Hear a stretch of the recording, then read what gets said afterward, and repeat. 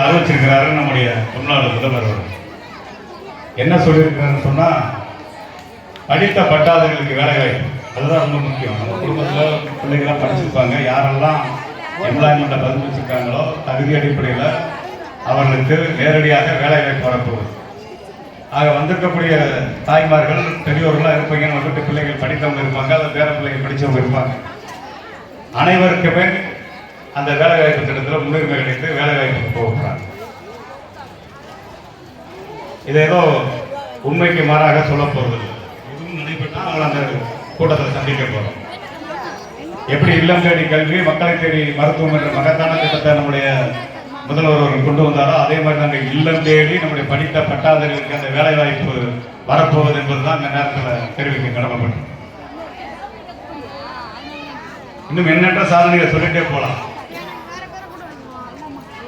ஏன்னா அதை பற்றியெல்லாம் சொல்வதற்காக தான் தஞ்சையிலிருந்து வந்திருக்கிறார். அந்த ஒரு சாதாரண ஆள் கிடையாது, மிகப்பெரிய திமுகவுடைய மிகப்பெரிய முன்னோடி.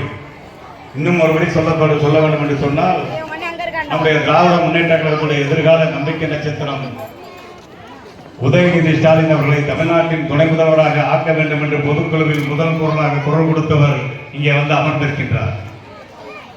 அவர் எடுத்துரைக்கும் போதுதான் நீங்க வந்து தாய்மார்கள் இன்னும் பல செய்திகளை உங்களுக்கு வந்தடையும்.